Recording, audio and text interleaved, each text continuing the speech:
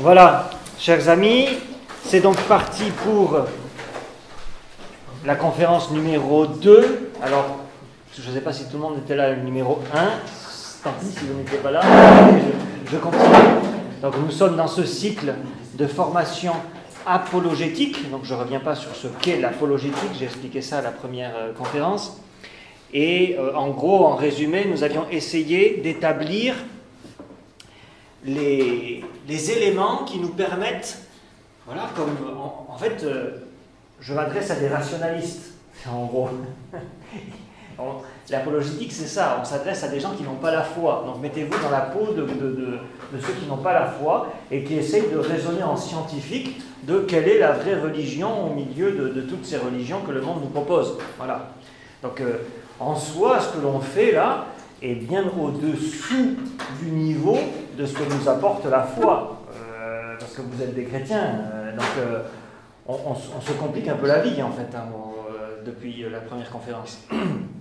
Mais il est bon d'avoir ces éléments peut-être pour aider nos contemporains, notre prochain, dans le milieu du travail, dans le cadre de l'apostolat, et de lui donner quelques éléments de raison qui effectivement ne sont pas les meilleurs en soi. Les meilleurs, ce sont les raisons de la foi, mais il faut avouer que la foi, c'est une grâce du bon Dieu, et parfois elle est précédée par quelques éléments de raison, de persuasion, de psychologie, j'en sais rien.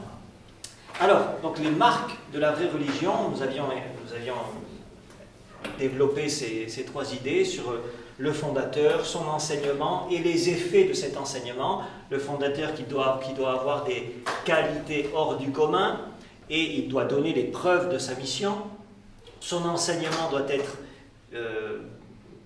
donc favoriser l'unité, c'est-à-dire qu'il n'est pas seulement que pour un groupe, pour une catégorie de personnes ou une race, donc il s'applique à tous. C'est déjà fini. Universel et un enseignement digne, c'est-à-dire qui est conforme à la morale au moins naturelle. Et les effets de cette religion, c'est qu'elle procure la sainteté universelle à tous. Alors, je ne développe pas ces éléments. Avant de rentrer dans le vif du sujet de cette deuxième conférence, qui est en gros un tour d'horizon de... Alors c'est très prétentieux de toutes les religions, parce qu'il y en a tellement en fait, plus qu'une analyse profonde de toutes les fausses religions, ce sera plus un résumé fort de ce cours d'apologétique sur lequel je m'appuie. Mais avant de faire un examen un peu des grandes religions, je voudrais revenir sur le fait que le bon Dieu va, dans sa grande miséricorde, c'est quand même quelque chose de capital, la religion, puisque ça relève du salut des hommes. Donc Dieu a forcément donné certains signes particulièrement forts pour aider les hommes à savoir où se trouve la vérité. Nous devons, comme dit ici le cours, nous devons rechercher si Dieu n'a pas marqué par des signes divins la vérité religieuse. Donc un signe divin, c'est vraiment un signe où tout le monde est obligé de se dire, mais oui, non, ça ne vient pas de l'homme, ça ne vient pas même de la nature, c'est divin, c'est surnaturel. Alors quel est ce signe divin qui authentifie vraiment comme le sceau de Dieu? Eh bien, c'est le miracle. C'est sûr que c'est le miracle qui est la réalité qui nous prouve de manière la plus évidente que oui, là, c'est bien Dieu qui agit, c'est bien Dieu qui parle. Et donc, si Dieu agit, Dieu parle, c'est qu'il nous faut se soumettre à ce qu'il nous dit à cet endroit. Donc, lorsque se produit un événement que l'homme ne peut, après une étude des plus attentives et des plus éclairées, attribuer à une cause naturelle connue ou même inconnue mais possible, il doit y reconnaître l'action d'une cause surnaturelle. Et si de plus, de tels faits ne sont pas isolés mais au contraire multipliés, si enfin il est évident que ces faits ont été posés par leur auteur, avec l'intention formelle d'affirmer sa puissance surnaturelle et de sanctionner un enseignement, nous sommes obligés de conclure deux choses. Un, que cette puissance surnaturelle existe. Il y a bien une puissance surnaturelle. Pour l'instant, on ne sait pas comment on l'appelle. Certains l'appelleront le grand architecte, d'autres un autre nom. Mais en tout cas, il y a une puissance surnaturelle qui existe. Attention, hein, en vous disant ça, je ne suis pas en train de vous dire donc c'est le grand architecte qui existe. Hein. Là, je vous dis, en fait, on est au ras des pâquerettes là. Hein, on se met au niveau de ceux qui comprennent rien. Attention. Hein, voilà. Donc, il y a une puissance surnaturelle qui existe. Et deuxièmement, eh bien, l'enseignement que cette puissance veut sanctionner, c'est la vraie. C'est celle-là qui est la bonne. Alors, lorsque nous pensons avoir découvert les signes divins, il y a encore un autre problème. C'est que ça peut être surnaturel, mais ce n'est pas forcément divin. C'était un peu la question de la dernière fois. Hein, effectivement. Hein. Lorsque nous pensons avoir découvert les signes divins, une étude très attentive s'impose à nous avant d'en tirer une conclusion. Il nous faut en effet les dégager des contrefaçons du démon et des mensonges de certains hommes. Parce que certaines choses peuvent apparaître surnaturelles, au-delà des forces explicables par la raison, mais en fait, c'est soit des choses extraordinaires organisées par les hommes, mais dont on ne connaît pas tous les aspects, et qui nous donnent l'illusion que c'est surnaturel, ou alors que c'est carrément des esprits mauvais qui ont effectivement une puissance plus grande que celle des hommes, inférieure à celle de Dieu, mais comme nous on se laisse impressionner par pas grand-chose, eh bien on peut croire que c'est de Dieu, ce qui en fait est du démon. Voilà. Donc, il nous faut distinguer, voyez, entre miracle et miracle, en quelque sorte. Parce que si le fait surnaturel oblige à conclure à l'existence d'un auteur surnaturel, il ne s'ensuit pas forcément que cet auteur soit Dieu. Il est exact qu'un acte qui dépasse les forces de toute la création visible peut n'être pas de Dieu ni commandé par lui. Notons d'abord, et ça c'est intéressant, notons d'abord qu'un tel acte prouve déjà, en tout cas, l'existence d'un monde surnaturel. C'est déjà un point. Et voilà. Mais de plus, il est évident que le Créateur reste la puissance suprême et que, ne pouvant pas permettre l'erreur invincible de l'homme en une matière où la destinée de celui-ci et sa propre gloire sont en jeu, il ne peut pas permettre à une puissance surnaturelle quelconque de nous tromper sans remède. Voyez ? Donc, même si Dieu laisse effectivement le démon, avec une certaine marge de manœuvre, il y a toujours un moment où on se rendra compte que c'est du démon. Voyez ? Parce que le bon Dieu n'est pas cruel, il ne peut pas nous mettre dans une situation où on est tout le temps plongé dans l'erreur et que ça ne soit impossible de découvrir la vérité. Voyez ? Voilà. Donc, il nous faudra faire une distinction. Alors, quels sont les moyens qui nous sont donnés pour reconnaître ce qui est de Dieu ou ce qui n'est pas de Dieu dans l'extraordinaire? Eh bien, les signes divins qui sont comme une signature de Dieu, destinés à supprimer toute hésitation de notre part, sont les miracles. Les miracles. Mais, expliquons, entrons un peu plus dans le détail. Pour qu'il y ait miracle, il faut donc, d'après ce que nous venons d'exposer, deux choses. Premièrement, qu'il y ait un fait certain et sensible, car un fait qui ne tombe pas sous nos sens est incontrôlable par nous, donc d'aucune valeur probante. Donc un fait certain et sensible. Et deuxièmement, que ce fait se produise certainement en dehors des lois de la nature. Sinon, il peut bien y avoir un fait curieux, un fait rare, mais pas forcément surnaturel. Et il faut que le fait n'ait certainement aucune cause naturelle. Si ces deux conditions sont remplies, il y a miracle au sens large d'abord. Parce qu'on arrive à... Oui, on est face à un fait sensible, constatable, dont on n'arrive pas à trouver de raison naturelle. Et au contraire, ça saute aux yeux, c'est extra-naturel. Voilà. Donc, la cause est supranaturelle. Mais si nous ne gardons que le sens strict dans lequel nous aurons employé ce mot, il faut ajouter une troisième précision. Une troisième précision, c'est que Dieu doit être la cause, directement ou par un intermédiaire de ce fait. Donc, le miracle, sa définition, c'est un fait sensible qui se produit en dehors des lois de la nature, mais par la puissance de Dieu. Et là, vous avez les trois éléments de ce qui constitue vraiment un miracle. Donc, un fait sensible qui se produit en dehors des lois de la nature par la puissance de Dieu. Enlevez un seul élément et vous n'avez plus un miracle. Vous avez un prodige, vous avez quelque chose dont on n'a pas l'explication, mais ce ne sera pas un miracle. Voyez ? Par exemple, quelque chose qui se produit en dehors de la nature par la puissance de Dieu, mais que je ne peux pas constater. Bon, t'es gentil, mais repasse. Si tu ne peux pas nous dire ce que c'est. Un fait sensible qui se produit en dehors des lois de la nature, oui, mais ce n'est pas de Dieu. Ce n'est pas un miracle. Voyez ? Donc il faut vraiment ces trois éléments. Un fait sensible qui se produit en dehors des lois de la nature par la puissance de Dieu. Alors souvent, pour savoir si ça vient de Dieu ou si ça ne vient pas de Dieu, c'est les fruits, la plupart du temps, les fruits. Voir si ce miracle produit du bien et de longue durée, c'est de Dieu.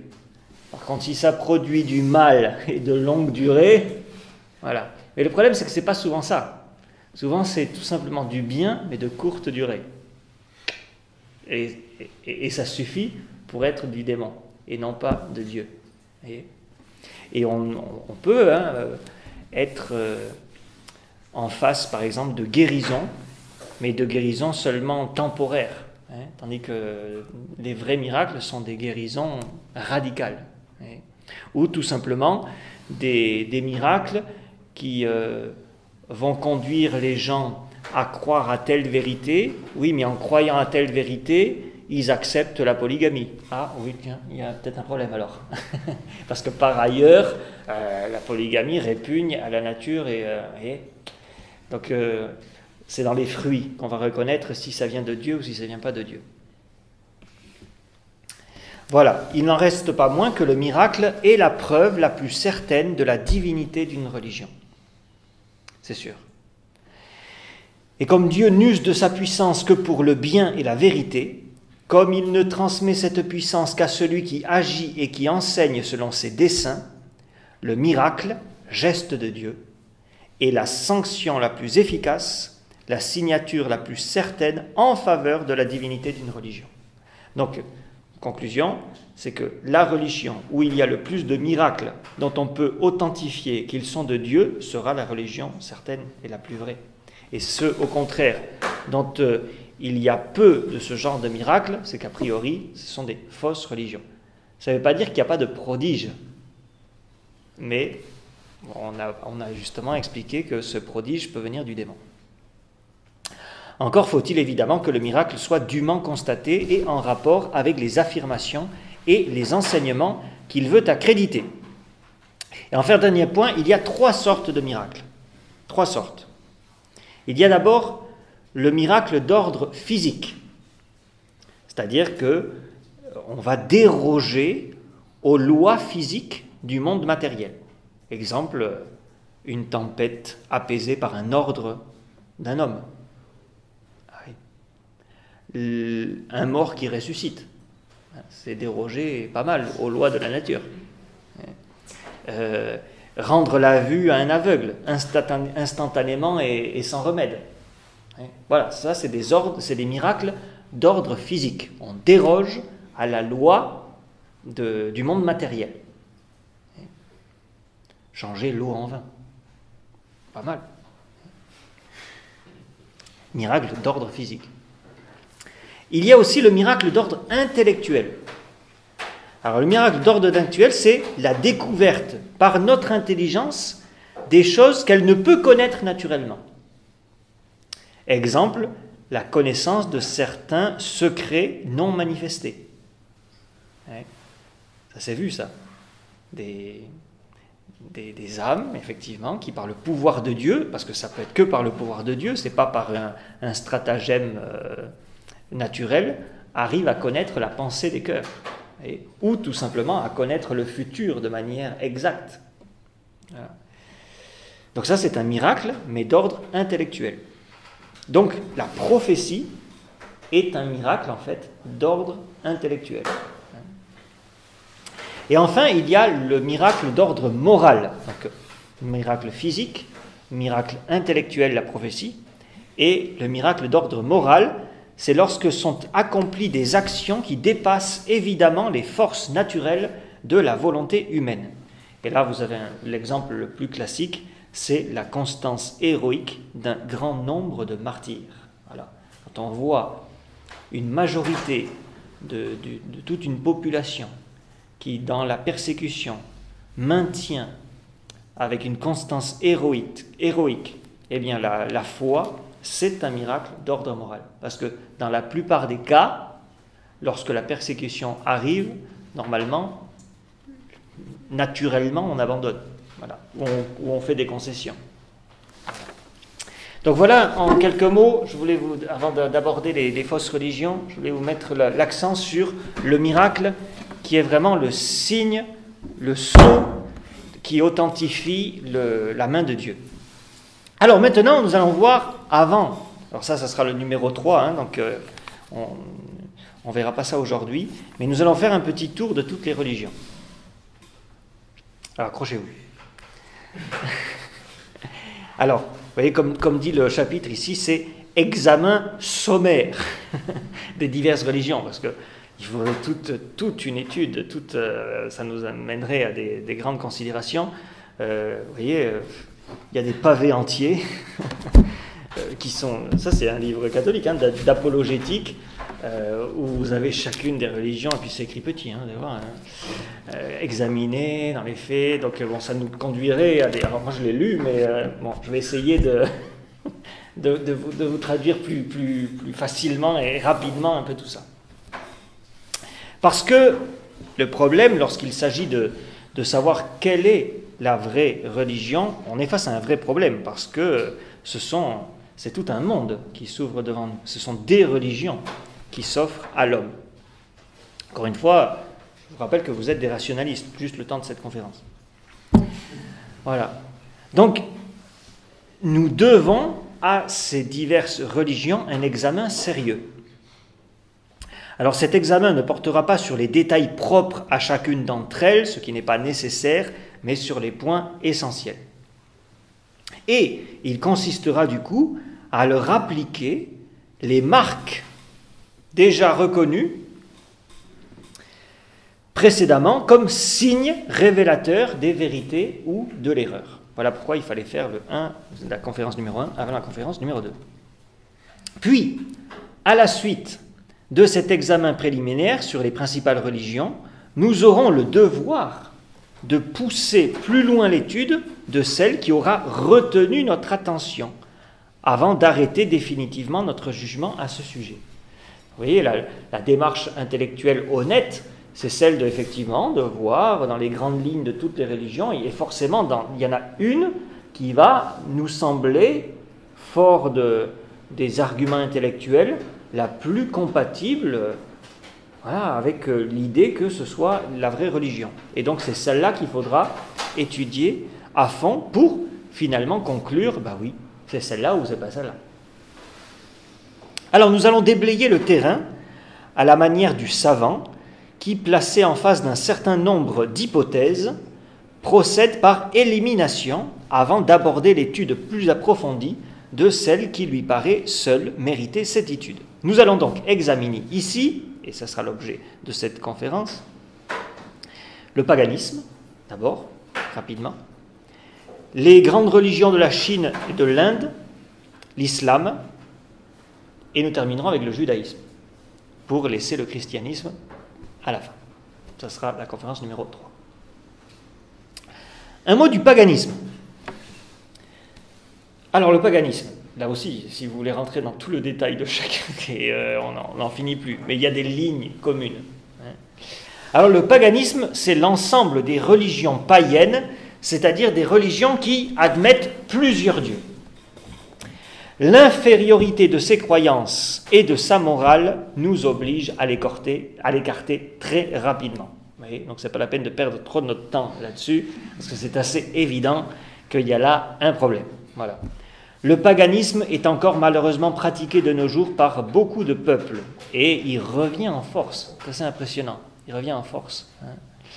On voit le démon refait surgir ces vieilles théories. On n'a jamais eu autant de druides en France, je pense, que depuis quelques années. Il revient en force. Alors, sous différents aspects. Voilà. Alors, un mot de l'infériorité de sa doctrine et de sa morale. Et on passera à autre chose.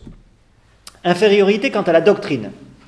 Bon, la plupart du temps, leurs dieux, non seulement sont multiples, ce qui est déjà un problème, mais encore sont un mélange de grandeur et de faiblesse, de vertu et de vice, que ce soit les vieux dieux grecs, romains, ou les nouveaux dieux suédois ou celtiques.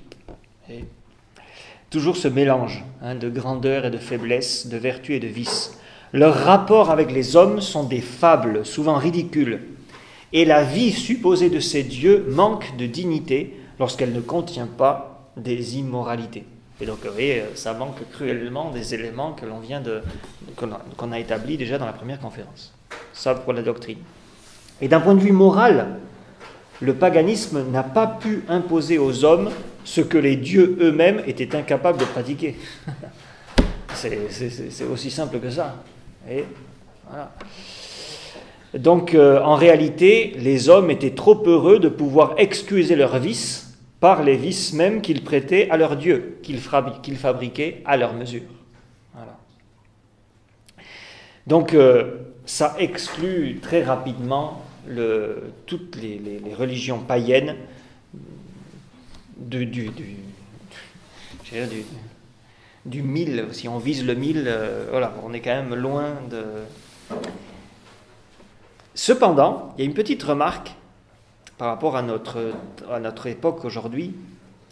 Remarquons toutefois que si le paganisme est souvent et toujours un tissu d'erreurs doctrinales et morales, il a cependant l'avantage de maintenir le sens religieux chez les hommes et de leur imposer une certaine discipline, de les orienter dans leur pensée vers une destinée supérieure à cette vie terrestre.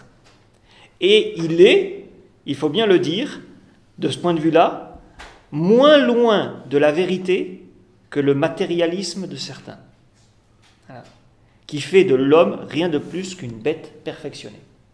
Et c'est pourquoi, vous voyez, dans l'évangélisation, dans l'histoire de l'évangélisation, l'Église, finalement, ou les missionnaires ont eu moins de mal à transmettre la doctrine chrétienne à des Africains païens ou à des Papous cannibales que à des communistes matérialistes européens d'aujourd'hui, qui nient même la possibilité de la vie après la mort, ou de la spiritualité de l'âme, ou de cette dimension verticale, j'allais dire, de transcendance entre un Dieu qui existe et les hommes.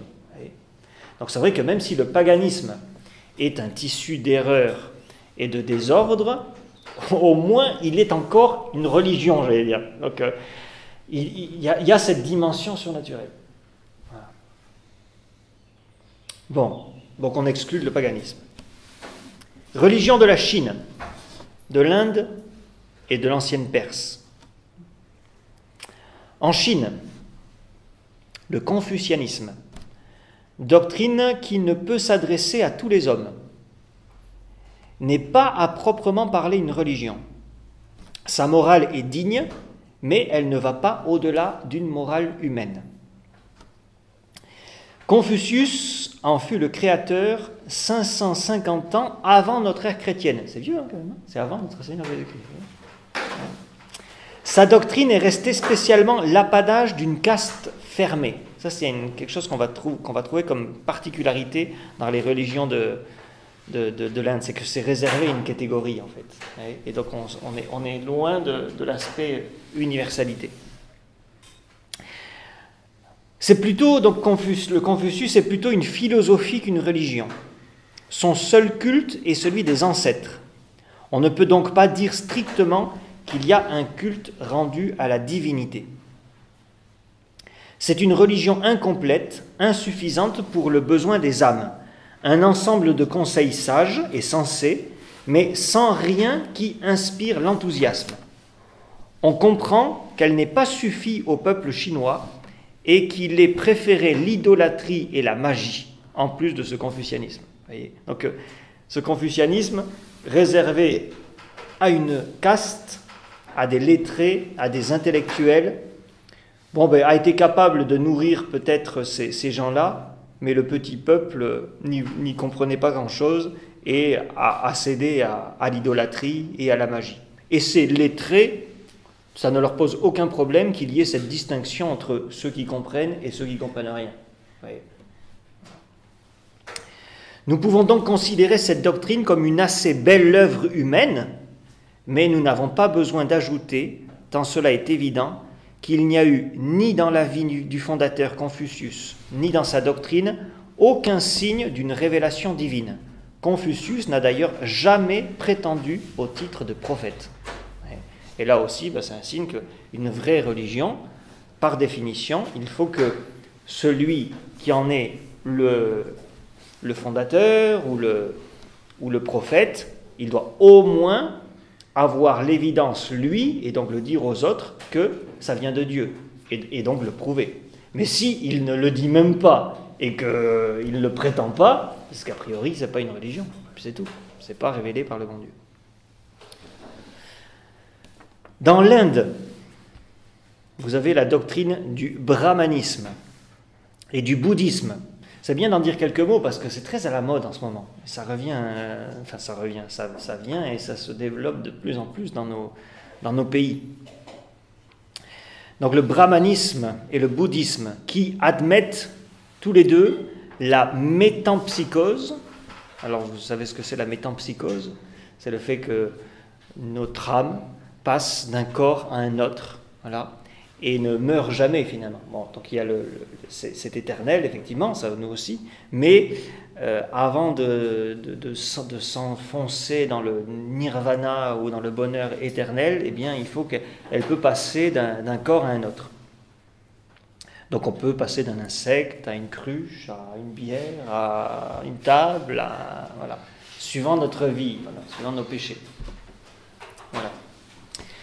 Donc elle admet la métempsychose et la disparition finale de l'âme humaine dans le grand tout, le nirvana.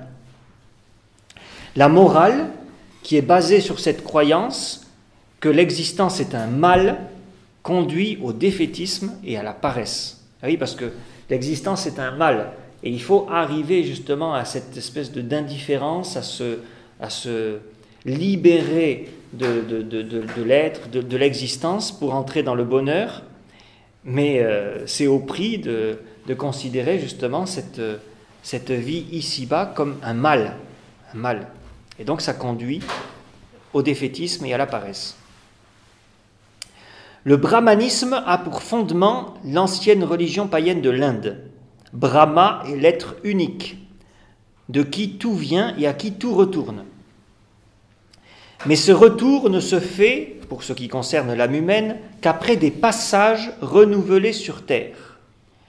L'âme qui quitte son corps retourne dans un autre corps, soit humain, soit animal, selon ses mérites. Cela recommence un certain nombre de fois jusqu'à ce que l'âme, suffisamment purifiée, soit absorbée pour toujours dans le nirvana. L'âme est d'autant plus vite purifiée qu'elle tient moins aux choses de la terre, d'où la doctrine de Brahma qui conclut à la nécessité d'une morale assez sévère, tellement sévère que personne ne suit. Voilà. Si la morale de Brahma a des exigences qui réclament vraiment la vertu et le renoncement, elle est muette par contre sur les devoirs de la bienfaisance et de la charité. Voilà.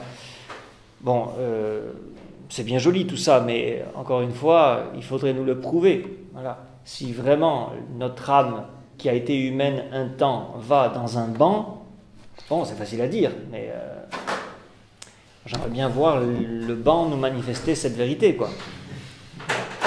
Donc, vous voyez, on pourrait développer la chose pendant des heures et rentrer dans les détails suivant les uns les autres, mais radicalement, c'est une erreur qui n'est même pas religieuse, elle est philosophique, c'est tout. Voilà, elle est philosophique, donc c'est pas la peine de perdre trop notre temps là-dessus. Le bouddhisme. Alors le bouddhisme a apporté un petit plus par rapport au brahmanisme, c'est que Bouddha, qui naquit peut-être, si jamais il a existé, au 6e siècle ou au 5e siècle avant Jésus-Christ, eh bien lui, il enseigna comment éviter justement ces retours successifs. Il n'avait pas envie de devenir une poule, donc il a trouvé un système pour essayer d'éviter ces transferts et que le plus rapidement possible, on soit dans le nirvana. Voilà. Mais Bouddha ne s'est jamais dit Dieu, ni même envoyé de Dieu, là encore. Voyez. D'ailleurs, c'est très oriental, ça. Il y a une sorte de substrat commun religieux, mais ensuite, chacun est une... Comme tout est tout, il y a une sorte de panthéisme. On finit dans le nirvana, mais ce nirvana, il est le fruit de passages successifs dans telle ou telle chose. Il y a une forme de panthéisme où tout est tout, tout est Dieu, tout est rien. Il est assez admettable pour un oriental que n'importe quel homme puisse être une émanation plus particulière à un moment donné de ce tout, et qu'il mette en place une école de spiritualité qui pourrait être plus ou moins différente, contradictoire d'une autre, mais c'est pas grave, parce que la contradiction, elle se résout à la fin dans le nirvana. Donc, et d'ailleurs, c'est pour ça que certains vont même jusqu'à prétendre que Jésus-Christ est un gourou de plus, quoi, mais qui peut tout à fait rentrer dans le panthéon, il a tout à fait sa place, il n'y a aucun problème, parce que finalement c'est une émanation de ce tout, voilà. Et donc Bouddha s'est toujours considéré comme cette émanation, mais sans se dire Dieu, ni même envoyé de Dieu. Et puis par ailleurs, de telles légendes ont été écrites sur sa vie que certains savants se sont même demandé s'il a vraiment existé. Alors, il y a dans le bouddhisme des aspirations élevées qui marquent un progrès sur ce que nous avons sur le brahmanisme. On s'accorde généralement à reconnaître qu'il a contribué à adoucir les mœurs des populations qui l'ont accueilli. C'est pourquoi les Chinois sont un peu plus doux que les Indiens, mais c'est tout. Bon, c'est un mérite, mais il ne les a pas virilisés pour autant. Il les a au contraire endormis et engourdis, et c'est un tort très grave. Voilà. En effet, sa doctrine de Bouddha est essentiellement défaitiste, puisque pour Bouddha, l'existence encore est un mal dont le nirvana nous délivre. Et notons de plus que la morale de Bouddha n'est sévère que pour une certaine catégorie, les moines bouddhistes, mais non pour les gens du monde qui peuvent notamment user de la polygamie ou du divorce. Donc là encore, c'est réservé à une certaine catégorie de personnes, mais ce n'est pas le même enseignement pour tout le monde. Alors les résultats pratiques de ces doctrines sur les peuples est fait. Normalement, si c'était vrai, on devrait voir la sainteté surgir dans les peuples brahmanes ou bouddhiques. Mais ce que l'on voit malheureusement, c'est que puisque tout ce qui est sur la terre est mauvais, il n'y a pas lieu de s'intéresser aux choses de l'existence, d'où torpeur, paresse et même misère de ces peuples, voilà, qui n'ont pas l'équilibre même naturel des choses, parce qu'ils ne sont pas dans la vérité tout simplement. Voilà. Et puis, il y a aussi un autre élément dans les effets qui montre que tout ça ne peut pas venir de Dieu, c'est ces fameuses castes, ces castes religieuses, notamment en Inde, mais qu'on retrouve un peu dans tout l'Orient, mais c'est particulièrement fort en Inde. Voilà, donc c'est cette remarque qui s'impose pour toutes les religions de l'Inde, c'est qu'elles créent des castes religieuses rigoureusement séparées les unes des autres. On est Bouddha ou on est Paria, né de naître. Hein, voilà, on est Bouddha ou on est paria. D'où une séparation sociale et religieuse absolue dont nos classes sociales ne nous donnent aucune idée et contre laquelle le christianisme qui s'implante lentement dans ces pays, qui s'implantait autrefois, lutte avec des difficultés inouïes, même auprès des convertis, tellement cette idée de caste est ancrée dans la mentalité des peuples. J'ai souvenir d'un confrère indien qui était à Econ avec nous, et qui ne pouvait pas être envoyé en Inde parce qu'il était d'une caste minime, et donc même prêtre dans la tradition, au milieu d'Indiens de la tradition, eh bien, il aurait pas percé, on l'aurait laissé de côté, il n'y a rien à faire, tellement c'est ancré dans leur manière d'être. Voilà. Et ça, c'est le fruit de leur religion. C'est le fruit de leur religion. Voilà, donc les religions de l'Inde ont pour résultat de créer de profondes divisions et l'inimitié entre les hommes d'une même race pourtant. Voilà. Et ce seul signe nous fait dire qu'elles ne peuvent pas être voulues de Dieu. Voilà. Ça crée la division, ça crée le... Voilà. Alors vous avez aussi les religions de la Perse, mais je vais sauter parce que c'est à mon avis devenu minime aujourd'hui, c'est les religions de Zoroastre. Alors lui se prétend être un prophète et qui a sa science révélée par Dieu, mais il n'apporte pas de preuves à l'appui, il n'y a pas de miracle particulier. Et même si sa morale a une certaine dignité, sa doctrine repose sur cette erreur grossière qu'il y a le Dieu bon et le Dieu mauvais, qui sont deux dieux en égalité. Le Dieu bon, créateur des choses spirituelles, le Dieu mauvais, créateur des choses matérielles. Et donc on revient toujours à la même chose, cette existence ici-bas qui est mauvaise radicalement. Et il faut se défaire de la matérialité. Mais comme ce n'est pas vrai, eh bien souvent ça crée une sorte d'hypocrisie. C'est-à-dire que les gens jouent aux anges, mais en fait ce sont des bêtes. Voilà. Zoroastre. Et on retrouve cette espèce de manière de concevoir un Dieu bon, un Dieu mauvais dans les cathares, dans les gnostiques, voilà. Un mot de l'islam, c'est déjà peut-être plus intéressant parce que c'est plus présent. Voilà. Mot de l'islam. L'islam, donc religion répandue surtout parmi les Arabes, et qui demande moins la vertu que certains gestes rituels. Voilà, moins la vertu que certains gestes rituels par lesquels on assure son salut. Et sa doctrine est telle qu'elle aboutit aussi en pratique au fatalisme. Alors, disons un mot. Avant Mahomet, les Arabes, descendants d'Abraham, je rappelle que ce sont des Sémites, comme les Juifs, fils d'Ismaël, voilà, j'allais dire Ésaü, mais non, Ismaël, descendants d'Abraham, par son fils Ismaël, donc étaient divisés en tribus.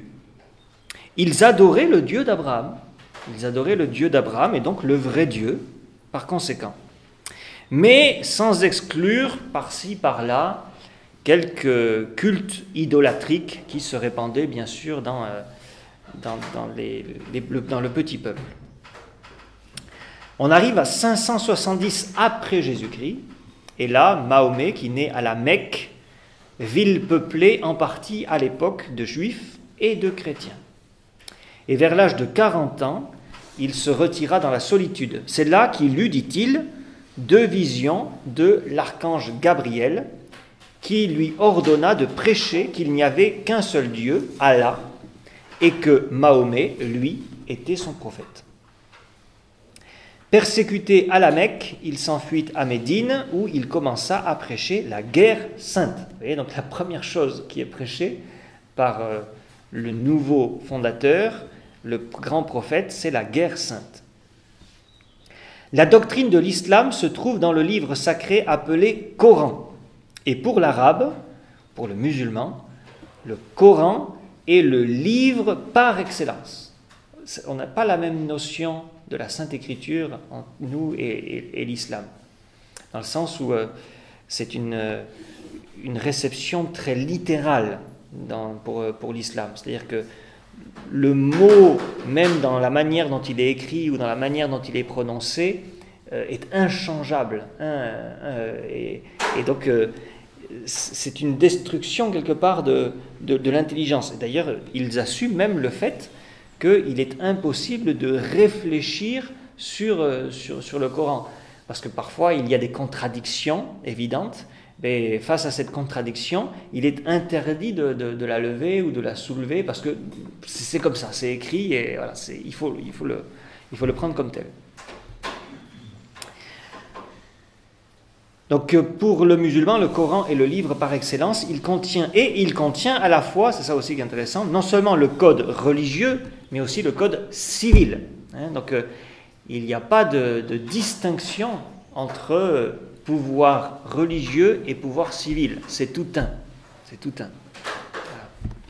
C'est pourquoi d'ailleurs l'islam n'a pas à proprement parler de sacerdoce ou de consécration religieuse qui soit autre que civile. Et, voilà. Et souvent c'est les mêmes qui portent et le pouvoir religieux et le pouvoir politique. Voilà. Alors nous ne sommes pas de ceux qui disons que...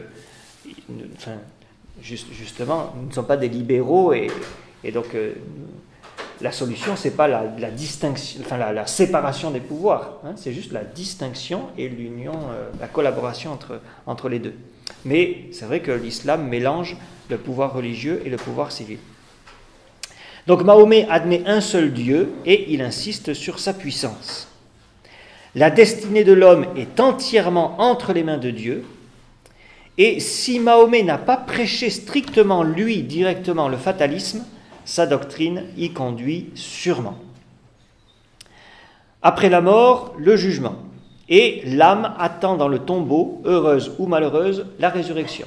Donc il n'y a pas un salut immédiat, il faut attendre la fin. Et ce sera à la résurrection des corps ou à la fin du monde, je ne sais pas trop, que l'âme connaîtra la résurrection.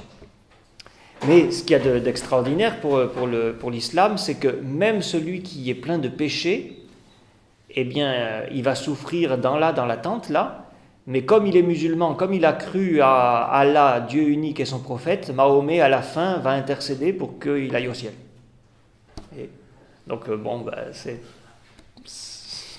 quoi qu'il arrive, celui qui a cette foi en Allah, Dieu unique et Mahomet son prophète, il sera sauvé quoi qu'il arrive. Voilà. Même s'il a péché toute sa vie. Voilà.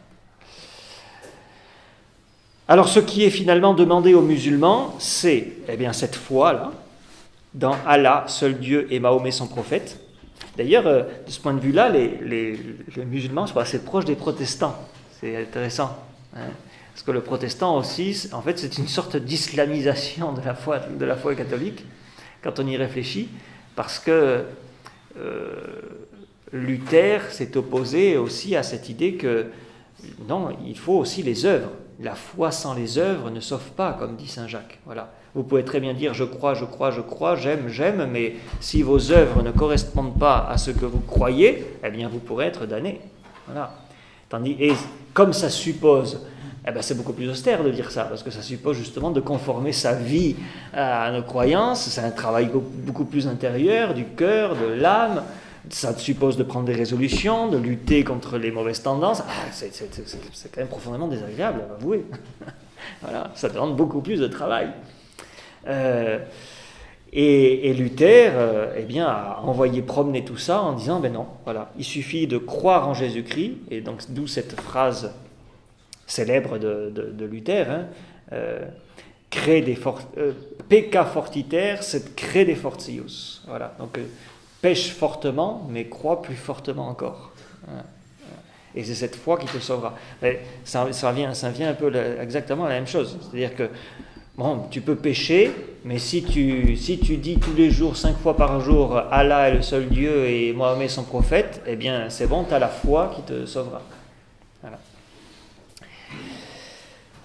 Voilà, donc ce qui est demandé, c'est cette foi, voilà, mais une foi très extérieure, et une série de prières, d'ablutions, de certains rituels, notamment l'aumône, selon la fortune, le jeûne du Ramadan, on y est, puisque tous nos ministres là, en ce moment sont tous les soirs à la mosquée de Paris là, pour la fin du Ramadan.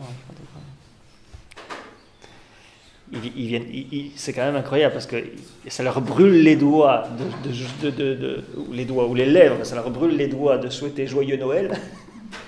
Mais par contre, ils sont tous les soirs pour la fin de... Bon, mais ça, c'est entre parenthèses. Voilà. Donc, l'aumône, le jeûne du Ramadan, le pèlerinage à la Mecque, au moins une fois dans sa vie, si les moyens le permettent. Et c'est tout. C'est tout. Ce n'est plus ni moins. Voilà. Et donc, l'islam autorise quelque part, alors il autorise, c'est peut-être pas le mot qui convient, mais il permet ou il ferme les yeux en tout cas sur les faits que l'homme peut se livrer à ses passions, à sa cupidité, mais l'important c'est qu'il croit en Allah et son prophète et qu'il accomplisse ces 5 piliers de l'islam. Donc on est sauvé beaucoup plus par le formalisme extérieur des gestes que par la pratique des vertus. Voilà. Et d'ailleurs, c'est précisément parce que c'est une religion qui est extérieure qu'elle s'impose par le sabre, et non pas par la conviction intérieure. Et c'est logique. C'est logique. Parce que si justement les hommes se sauvent en se soumettant à une pratique, eh bien, et quelque part, à la limite, en admettant même que ce soit de bonne intention de la part de l'islam, il veut nous sauver, donc il faut que tu te soumettes à cette pratique. Et donc, comme je veux te sauver, soumets-toi à cette pratique, parce que sinon tu ne vas pas te sauver. Voyez, mais c'est extérieur. Voyez, et donc ça s'impose par les forces, par l'impôt, par le... Voilà.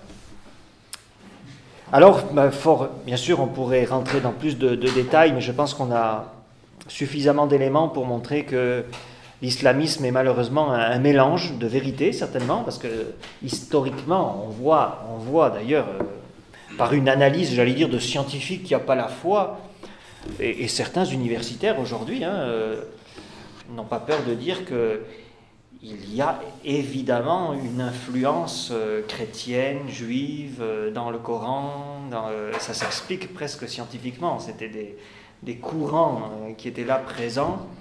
Et donc Mahomet a sûrement été influencé par ces différents courants, et il a pu, par élan mystique, alors sûrement faussé, mais peut-être de bonne intention dans un départ, mais fort de ce dont il s'est nourri, voilà, fait une synthèse, mais la synthèse c'est celle qui est là, et c'est une synthèse humaine, il n'y a rien à faire, c'est pas une synthèse divine.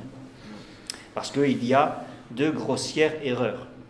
Et j'entre pas dans le paradis d'Allah, parce que bon, je crois qu'il n'y a pas de place pour les curés, et puis il y a encore moins pour vous. Donc on ne va pas rentrer là-dedans. Alors, conclusion relative aux religions que nous venons d'étudier. Enfin, dire un mot, en tout cas, rapidement. J'avoue que ce n'est pas ce qu'il y a de plus passionnant, mais il faut le faire. Alors, après avoir donné quelques détails qui nous permettent de juger chacune des religions que nous venons d'examiner, nous pouvons aisément appliquer à chacune d'entre elles les caractères rationnels et les signes divins qu'elle devrait avoir pour elle si elle était vraiment la vérité. Alors, premièrement, aucune de ces religions ne peut apporter de vrais signes divins.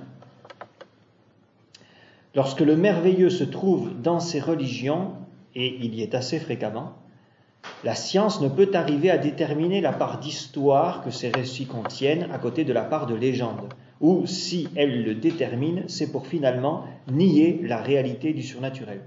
Donc, ni miracle constaté, ni prophétie certaine et réalisée dans ces religions. Et vous ne voyez pas, même par exemple dans l'Évangile, vous avez la prophétie de la destruction de Jérusalem, et qui effectivement s'est réalisé.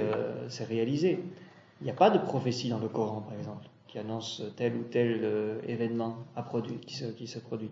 Voilà. Deuxièmement, nous ne trouvons pas davantage dans les diverses doctrines religieuses l'unité, l'universalité, la dignité et la sainteté que nous avons reconnues comme marque indispensable de la vérité religieuse. Alors, universalité. Toutes ces religions, avec plus ou moins d'insistance, n'ont pas d'autre prétention que d'être des religions nationales, ou au moins de race, ou même, voire des religions de caste. Donc, je veux dire, elles l'assument en plus la plupart du temps. Donc, c'est assumer le fait de n'être pas divin. L'unité. Plusieurs d'entre elles, ces religions, ne présentent pas, loin de là, au cours des temps, et même quelquefois simplement d'un lieu à l'autre, le caractère d'unité que doit avoir la vérité.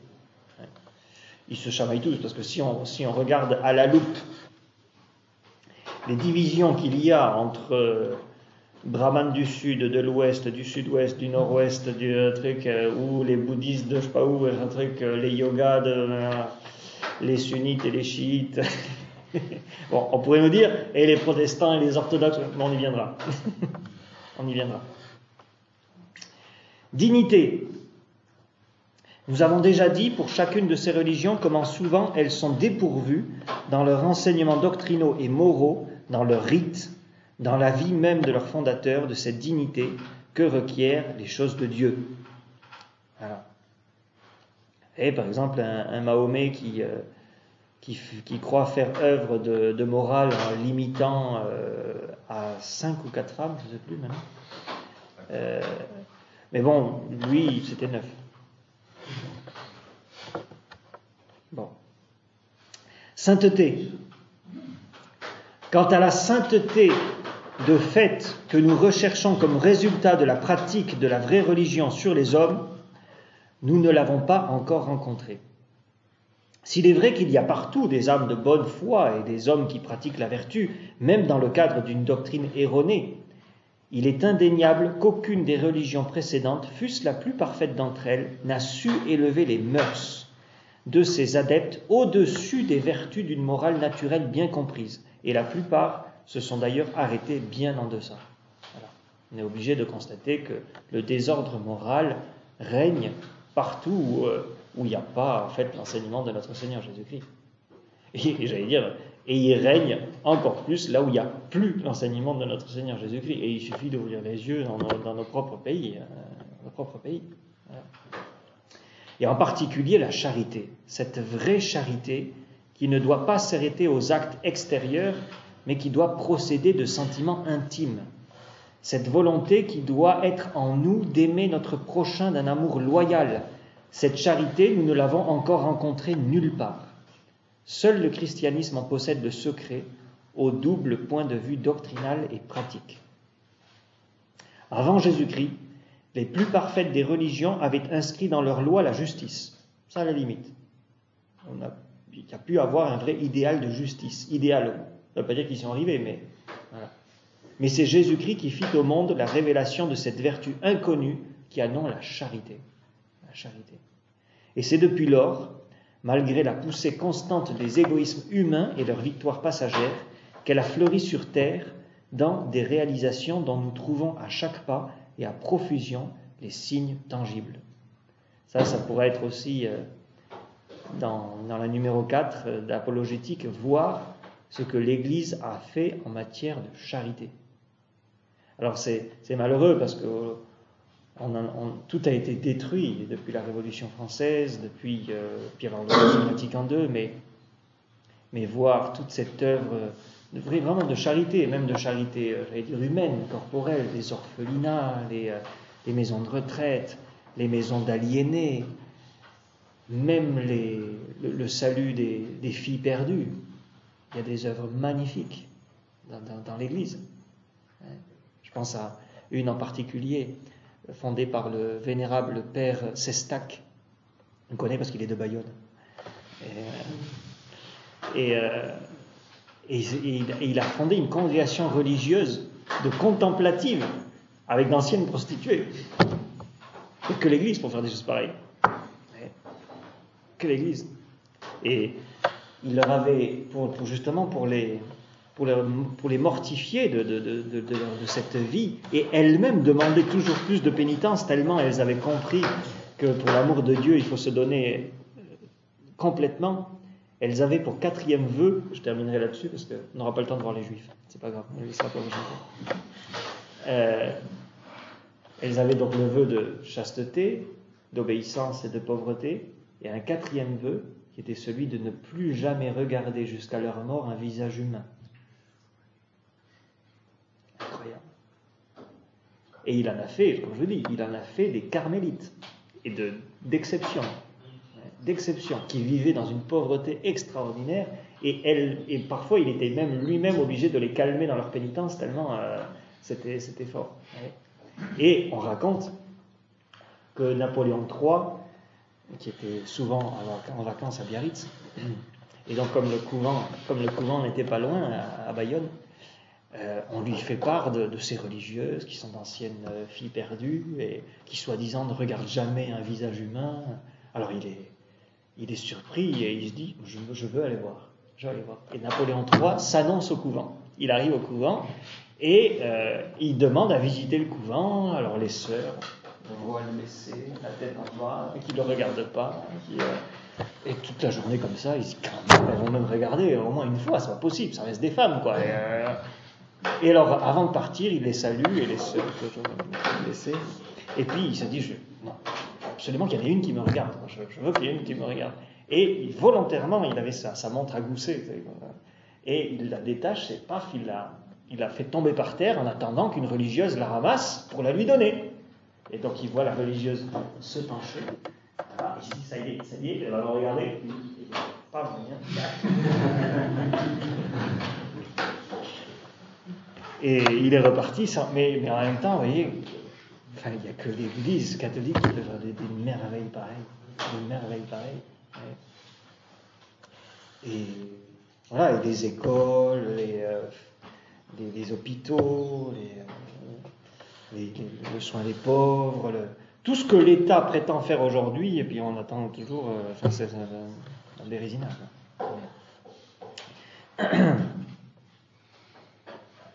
Voilà.